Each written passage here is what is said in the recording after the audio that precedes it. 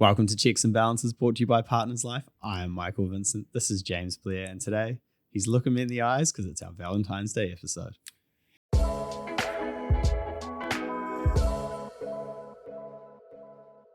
Happy Valentine's Day. I like your shirt. Thank you. You look good too. The funny thing about our shirts is we said we were going to wear the same thing and we still did Well, what I said was I looked at James yesterday. I think we're going to be matching tomorrow.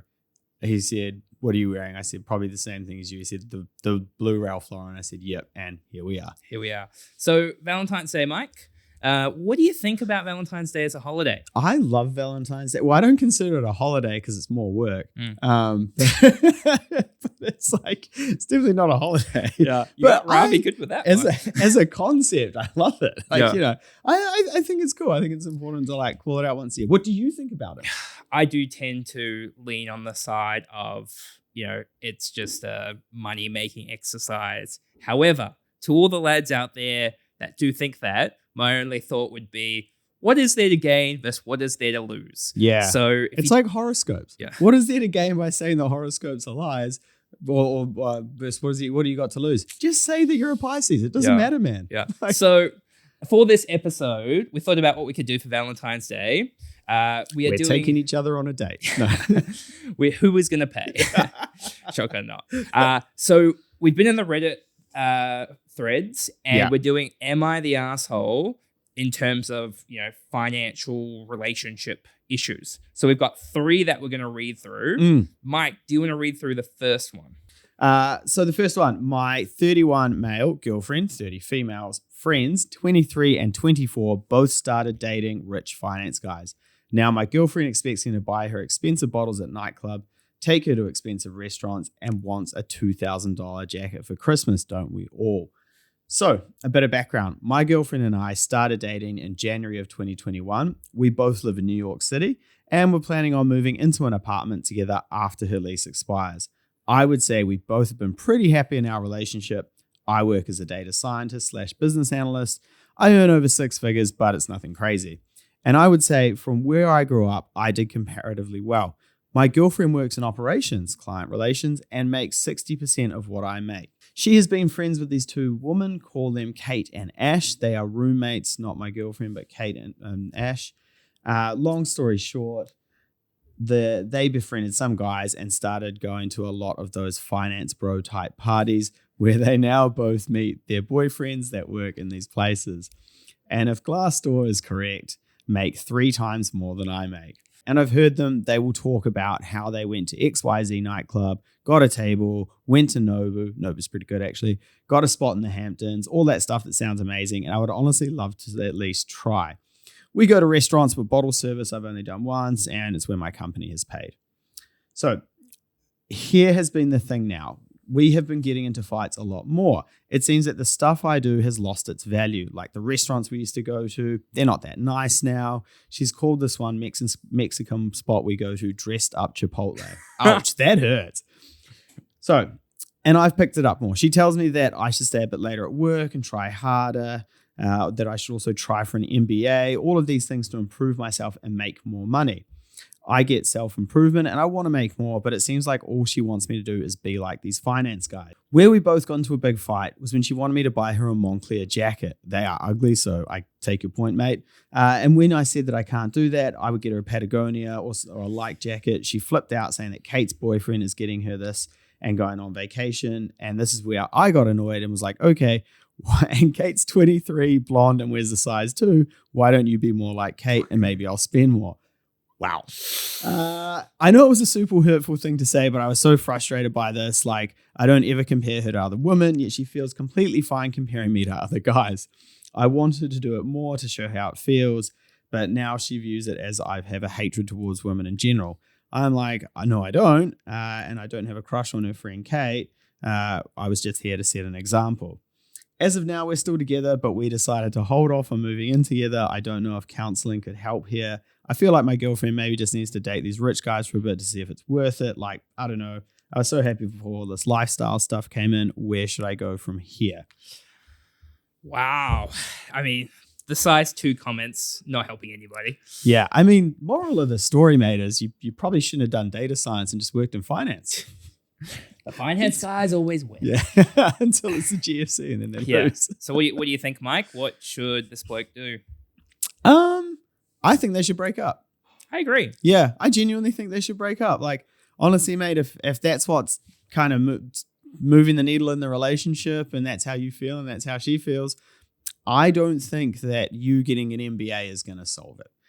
Maybe she does just need to go date these rich guys and you just need to date someone else, man. Yeah, I tend to agree that you've got to be on the same page in terms of values with your finances. If she's wanting all these things, you can't provide them, and you're at this age in life, it's not going to get any better. Yeah. So she goes, dates all those finance bros, you find somebody that's right for you. Yeah, and the really interesting one here is that he's pointing out the age difference here, right? Like 23, 22 dating these probably 30, 35-year-old finance guys. And in the world that James and I live in, we see that from time to time, and barely really is anyone in those relationships actually happy underneath it all. But hey, we'll leave that one there. Yeah, okay, let's move on to the next story. I'll read it out. Should I continue to date someone who is not on my level financially? I, 34-year-old female, have been dating my boyfriend, 35-year-old male, for 7 months and just told him I wanted to break up. We are still in the struggle phase, and I'm starting to second guess myself. Editing to say struggle phase of the breakup, since we are still having conversations about our feelings. We both have degrees, jobs, and rent our own places, but he has a lot of debt, no insurance, no retirement account, and lives paycheck to paycheck. Definitely not a Checks and Balances listener. I am not perfect, but I do listen to Checks and Balances. I have savings, retirement, and very little debt, and it's really important to me to take care of myself and for my partner to do that as well. His argument is that finances are something that can be learned and changed, and I believe that he really can do it. He is a fighter. He comes up from an upbringing in poverty and has no financial knowledge, and his relationship to money is essentially do whatever you can to make sure you're safe, and anything beyond that would be great, but it's just not as important. He has made a desperate plea to give me 6 months to show me that he can turn it around, and I told him my non-negotiables. But the thing is, it's going to take a long time, and I'm ready to find someone who I can move forward with, not wait for. He is otherwise my perfect match, and I've been waiting my whole life to meet someone like him, but the lack of initiative he takes in improving his finances and health is unattractive and messy and a bit of work in progress. Should I stick with him because of his kind nature and let him come into it on his own, or should I move on, Michael? You should move on. Why? The most powerful force in the universe, reversion to the mean. Over time, everyone will revert back to their average. And if him reverting back to his average means that he's not the right person for you, or it's something that you can't put up with, then move on. Get it done. What do you think, James? Yeah, I mean, there's a few things. He's a fighter, though. There is some interesting stuff in here around the sentence that particularly got me was around the upbringing in poverty, has no financial knowledge, and his relationship to money is essentially stay safe. There is something definitely there, and I think you have to have an appreciation for people have different, we definitely take for granted how our upbringing impacts our money habits today. For me, probably the big thing is if he's a perfect match in a lot of ways, I would be thinking about what initiative is he showing immediately. Yeah. Because it's not just about getting to the end out of debt and those sort of things. What actions are you taking? A bit of a plug, but I do think going to see a financial advisor would probably be a good idea. My next question I was going to say, so if they're going to stay together, what would you suggest for her to do? Well, so this is all about accountability and joint goals. So you set joint goals for the future. You look at a joint budget to some extent. You wouldn't want to completely intermingled if they're kind of in this situation. But making sure that there is clear goals, there's agreement with what we are going to do, and there is external accountability of why have you not done these things when you said you would do them. And if you do not do that, then honey, you move on. Okay, so we've got one more, Mike. Am I the arsehole for not wanting to split finances with my girlfriend after she refused to split finances with me 2 years ago? I will try to keep this as short as possible. My girlfriend, 28 female, and I, 27 male, lived together for about 2 years. When we moved in together, my girlfriend made about $50,000, rounded off, and I made about $42,000, again, rounded off. Anyways, I offered to pool finances when we moved in together So we both just put our money in a joint account and spend what we need and use the rest for savings or to do or buy fun stuff with. But she stated this was unfair as it was meant that she would be contributing far more than I was. I simply shrugged, says I was not happy with it, but we can choose to split our finances and contribute equally all costs and use what was left individually. This was fine with me. Honestly, our income was about $8,000 difference, so not the end of the world. Well, as you probably expect, I got a big raise about a year ago. Don't know why I'd probably expect that, mate. Which put me on equal footing. You're a stranger on the internet. Yeah, with my girlfriend. And just before a certain illness hit, I got a rather major promotion, which translates me into making about $12,000 more than my girlfriend. And all things considered, I am likely up for another promotion in a short while. What I'm saying is, I work in a field where promotions are normal and pay rises as well. Meanwhile, my girlfriend is rather stuck at 50K-ish, and she only really gets one promotion opportunity in her field. So, my girlfriend has been adamant we start splitting our finances, which I have said no effing way to. In my eyes, she declined this when we moved in together, and now that I out-earn her, she suddenly feels the need to share incomes. Yeah, no. Anyways, when I told my mum about this, she said that I should start splitting my income if I plan to marry her, and my dad just started laughing. I'm not sure whether I'm doing the right thing, so am I the asshole here? James, is he the asshole?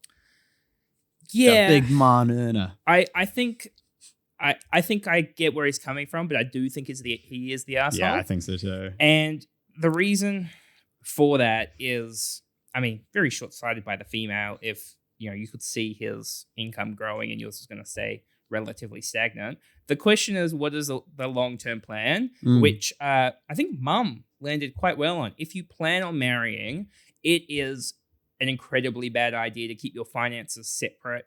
If you're going to get married, if you want to grow a future together. Yeah. The reason for that is you've got joint goals that you're working to as a couple, and you're doing your completely different things by yourself. Yeah. So I do think it needs to be combined and put together. There's probably just some underlying tones here, though, which does make me wonder whether this is a long-term relationship or not. Yeah. I think the other thing to remember is when you're dealing with your spouse and their money, like James alluded to before, people's upbringing really influences their attitude towards money and the way that they treat it. And just saying, oh, look, am I the asshole here, or is she the asshole because she didn't want to do this? Now she does. You need to have a conversation with them about money from a more holistic perspective, and get to know, like, why do they think this way? Why do they have these behaviors? Is this something that actually is, yeah, she might think, no, I want to keep all my money at the moment. You have no idea, what her attitude towards money really is. Yeah.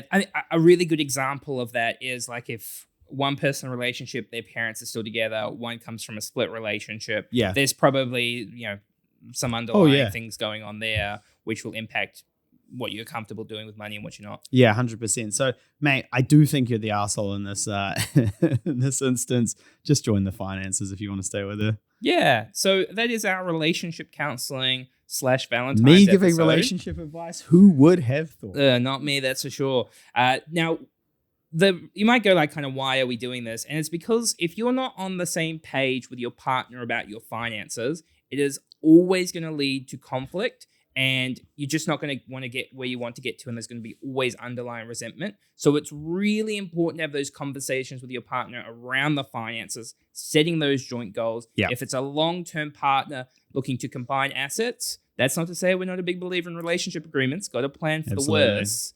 But you need to be thinking about how you're talking to your partner about your finances so you can achieve all the things that you want.